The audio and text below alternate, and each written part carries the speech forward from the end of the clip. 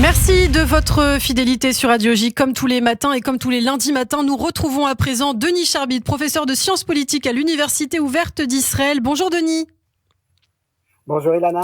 Et merci beaucoup d'être avec nous ce lundi matin, donc passé les élections présidentielles en France que vous avez commentées notamment à nos côtés. Alors ça approche en Israël les commémorations du Yom HaZikaron mercredi à la mémoire des soldats tombés pour Israël qui précédera le Yom Ha'atzmaut, le jour d'indépendance de l'État juif. On va en parler justement et on avait envie justement Denis d'avoir votre éclairage aussi sur le sens, sur le symbole de ces célébrations et commémorations à l'heure où encore une fois un jeune de 23 ans, un jeune juif, vendredi soir, a été assassiné par un terroriste arabe-palestinien dans la localité d'Ariel en Samarie. On le sait, le jour de Yom HaZikaron, qui rend hommage justement à toutes ces personnes, à tous ces juifs tombés en Israël, est très spécial. Toutes les boutiques, tous les magasins seront fermés mercredi. L'ambiance est assez solennelle. Que représente aujourd'hui justement Yom HaZikaron dans la société israélienne et pourquoi c'est si important pour Israël d'entretenir toujours cette mémoire ? Oui, je me permettrai, Ilana, de faire une toute petite rectification. Oui. Il n'y a pas que des Juifs qui sont morts bien sûr. pour la défense et la vie d'Israël.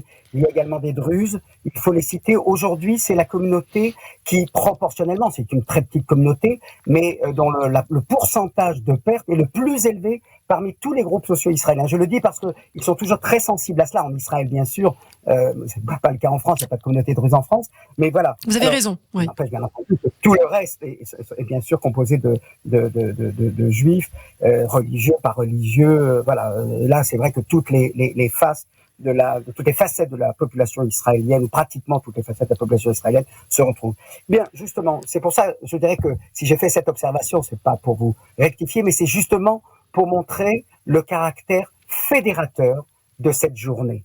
Je parle bien de la journée du souvenir, parce que c'est, comment dirais-je, c'est le prix à payer, c'est l'existence d'Israël ne s'est pas faite uniquement sous la forme d'une déclaration, d'une résolution de l'ONU reconnaissant la légitimité d'un État juif à être créé sur la Palestine mandataire. Il a fallu l'arracher par la force. Ça a été la guerre d'indépendance. Et cette guerre d'indépendance, comme on le sait, a été suivie d'autres guerres. Le conflit israélo-arabe, israélo-palestinien est en partie résolu, mais il ne l'est pas complètement. D'où, effectivement, la poursuite, même si il a pris une autre dimension. On notera par exemple que de 1948 au début des années 80, ce sont essentiellement des soldats qui sont tombés sur le front militaire.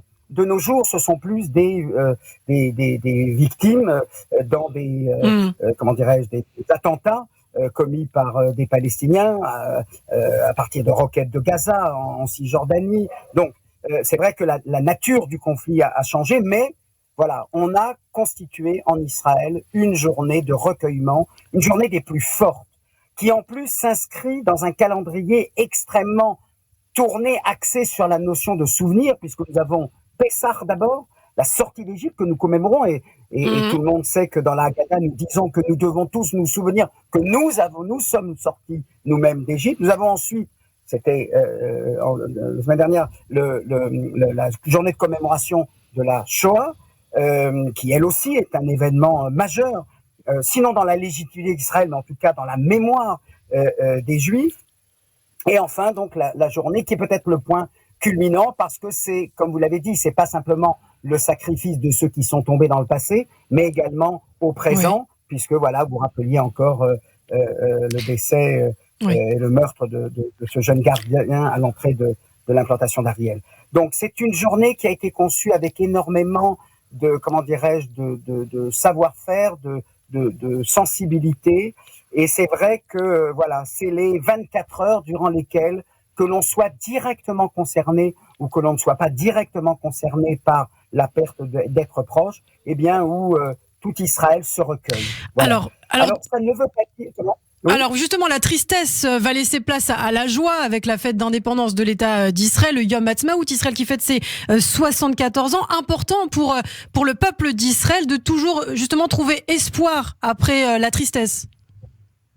Alors c'est vrai, si ce n'est que je ne peux pas ne pas ici mentionner que on discute beaucoup. Vous savez, quand bien même ces sujets sont, je dirais, hors conflit, hors polémique, il suscite toujours beaucoup de débats et pas politiques, hein, mais par exemple, beaucoup éprouvent beaucoup de difficultés par ce passage brutal. Vous savez, c'est un peu comme, si j'ose dire, quand vous présentez des informations, que vous présentez une nouvelle très difficile, et puis ensuite, l'information d'après est beaucoup plus sereine, en quelque sorte, et la question de la transition, vous-même, comme journaliste, vous la posez pratiquement enfin, tous les jours, ou très souvent dans votre pratique. Eh bien, imaginez que ce n'est plus à l'échelle d'une profession, hein, les hommes ou les femmes de radio, comme vous, mais à l'échelle d'un pays tout entier qui est requis de passer de la douleur, de la compassion à la joie. Et c'est vrai que de plus en plus, j'entends... Alors, par exemple, on est très créatifs, vous savez, les Israéliens sont très créatifs. Alors, on fait, par exemple, alors soit des prières pour ceux qui sont religieux, soit des cérémonies pour faire la transition, parce qu'on estime que ce passage-là est trop brutal. Je donnerai même un autre exemple, vous allez être surpris, là, c'est pour le coup une vraie nouvelle, Ilana. En général, si je vous dis fête nationale et je vous demande par quoi ça se traduit, vous allez me répondre, bien évidemment, comme en France d'ailleurs, par des feux d'artifice.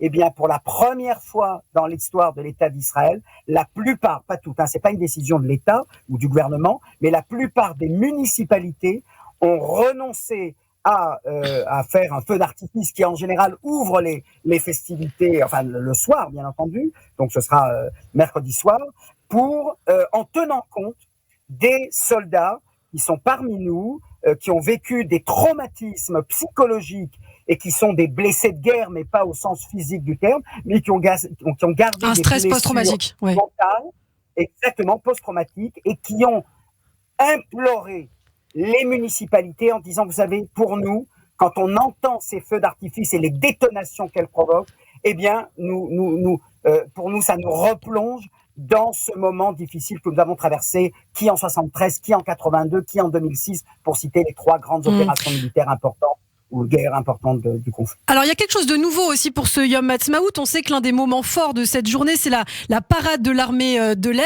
Et en général, c'est vrai, on a vu, plutôt que les organisateurs de la parade bouder à chaque fois le ciel de Judée-Samarie, et bien cette fois, pour la première fois, je crois que les avions de Tzahal vont passer au-dessus du Gush Etzion. Ça, c'est aussi inédit.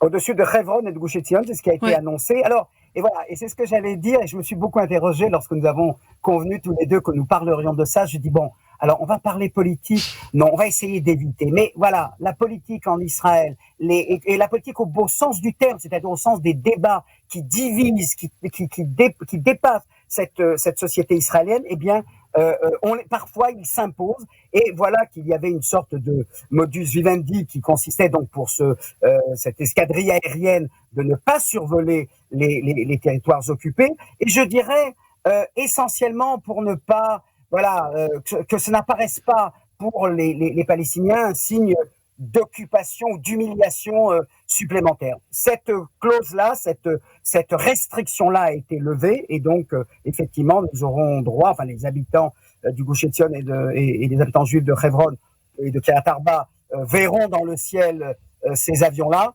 C'est du symbolique. Vous savez, je suis pas impliqué là-dedans pour vous dire que c'est pas une mesure qui m'empêchera de dormir. Elle manifeste néanmoins, je dirais, à quel point l'attitude, et même de ce gouvernement, n'est pas dans une négociation en termes de laquelle il faudrait renégocier la frontière entre Israël et un futur État palestinien. C'est un symbole fort, qu'apprécieront bien sûr les habitants et tous ceux qui sont partisans. Ayelet Shaked, la ministre de l'Intérieur, est monté au créneau pour féliciter cette décision-là. Mais comment dirais-je, voilà, c'est montrer à quel point parfois le politique s'invite. Et je serai suffisamment honnête pour vous dire, et quand cette aviation israélienne ne survole pas Hebron ou Gush Etzion, c'est aussi un geste politique. Aujourd'hui, c'est le geste inverse qui consiste à faire signifier, les Palestiniens ne le savaient pas, que c'est bien Tzahal qui domine ce territoire, comme s'ils ne le savaient pas autrement que par cette escadrille aérienne qui survolera le territoire. Mais voilà, ça montre à quel point nous sommes toujours sur la corde raide, entre un moment qu'on voudrait le plus possible consensuel et malgré tout cette division profonde qu'on ne peut pas nier, cette division profonde, eh bien s'invite dans cette festivité qui est censée être, encore une fois, consensuelle. Alors, on va terminer. On a seulement 1 minute, Denis Charbit. On peut parler aussi de cet apaisement de la part du président israélien Yitzhak Herzog qui s'est entretenu avec Mahmoud Abbas, le président de l'autorité palestinienne, ce week-end depuis les récents affrontements à Jérusalem. Pour la première fois, ça c'est aussi à souligner en ces veilles de commémoration. Tout à fait. Ça, je dirais que c'est à la fois la personnalité d'Herzog qui est connue pour son respect, je dirais, de l'élégance, de la diplomatie, de ce qui se fait. C'est à l'occasion du Eid el-Fitr, la fête qui va clore le Ramadan. Oui. Il est normal, et je dirais que c'est dans cette sorte de tension qui existe, eh bien, il est normal que des signes d'apaisement, et c'est pas un signe politique, c'est tout simplement, souhaiter aux Palestiniens qui sont dans les territoires et à Mahmoud Abbas qui les représente, eh bien, les vœux de l'État d'Israël. Je crois qu'il y a là quelque chose qui est peut-être venu compenser l'escadrille dont on parlait tout à l'heure. Mais enfin là, c'est la conjonction des deux dates. Voilà, mais c'est quelque chose. Mais c'était une pratique régulière. C'est Netanyahou et Rivlin le faisait, mais de manière plus discrète.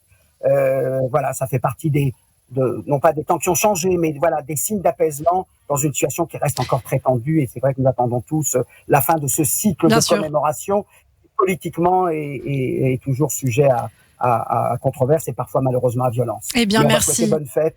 Bonne commémoration à tous pour ceux qui le... Eh bien, bonne fête aussi à vous, Denis, qui êtes en Israël et qui allez sûrement célébrer Yom Ha'atzmaut. Merci beaucoup, Denis Charbit. On se retrouve lundi prochain sur Radio J, bien sûr.